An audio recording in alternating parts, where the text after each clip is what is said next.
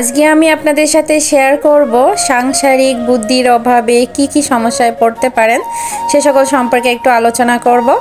তো ভিডিওর সাথেই থাকবেন। হ্যালো এভরিওয়ান, আসসালামু আলাইকুম, welcome back to my new another blog. কেমন আছেন সবাই? আই হোপ সবাই অনেক বেশি ভালো আছেন, সুস্থ আছেন। আমরাও আলহামদুলিল্লাহ ভালো আছি। সকালবেলা ঘুম থেকে উঠেই কিন্তু ফ্রেশ হয়ে নিয়েছি, এখন বিছানাটা একটু গুছিয়ে নিচ্ছি। একটা ছেলে ও একটা মেয়ে যখন বিবাহ বন্ধনের মাধ্যমে সংসার জীবন শুরু করে, তখন কিন্তু সেটা সংসার জীবন তো শুরু হয়, সাথে কিন্তু যুদ্ধ জীবনও শুরু হয়। সংসারটা হলো একটা যুদ্ধক্ষেত্র। এই যুদ্ধক্ষেত্রে আপনাকে টিকে থাকতে হলে অবশ্যই আপনার ধৈর্য লাগবে, শ্রম লাগবে, পরিশ্রম লাগবে, তাহলেই কিন্তু একটা সংসারটা সুন্দর করা যায়। কারণ আপনি সংসার জীবনে প্রবেশ করে যদি উল্টাপাল্টাভাবে চলাফেরা করেন, আপনার ভিতরে যদি সাংসারিক বুদ্ধি না থাকে, তাহলে কিন্তু আপনি অনেক ধরনের সমস্যায় পড়তে পারেন। অনেক ছেলে এবং মেয়েদের মধ্যে একটা জিনিস লক্ষ্য করা যায়, আমাদের দেশে কিন্তু হাজার হাজার এরকমটা আছে, চোখে নজরে কিন্তু পড়ে। সংসার জীবনে প্রবেশ করে ঠিক মতো সংসার করতে পারে না। যেমন হয়তো মেয়েটারও বুদ্ধি কম থাকলো বা ছেলেটারও বুদ্ধি কম থাকলো, এই বুদ্ধির অভাবে, দুই বুদ্ধির অভাবে যাই হোক একটা অশান্তি সবসময় লেগেই থাকে।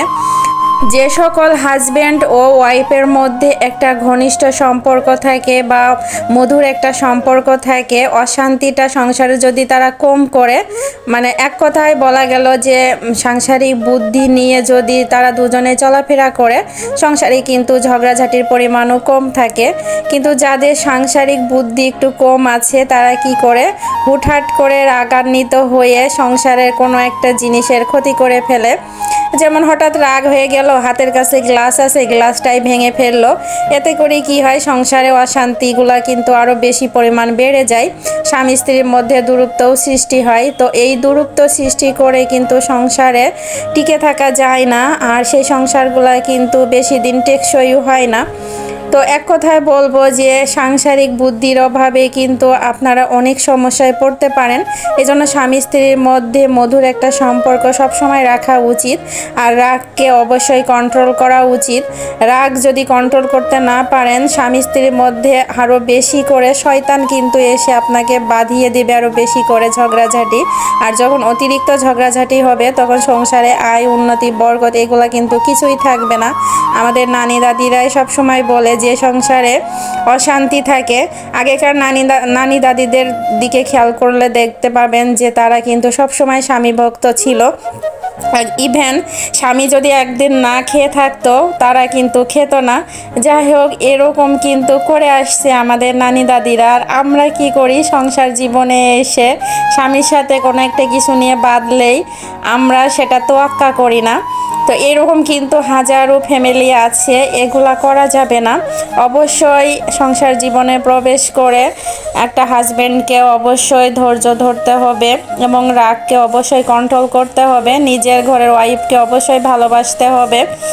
আর এগুলা যদি আপনার ভিতরে অভাব থাকে, অনেক সময় দেখা যায় যে একটা ছেলে একটা মেয়ে বিবাহ বন্ধনের মাধ্যমে হয়তো রিলেশন করেই বিয়ে করেছে। রিলেশন করে বিয়ে করার পরে হয়তো দু ফ্যামিলি মেনে নিল। মেনে নেওয়ার পরে দেখা যায় একটার পর একটা, কিছুদিন পর একটার পর একটা অশান্তি লেগেই আছে, এক পর্যায়ে ডিভোর্স পর্যন্তও হয়ে যায়।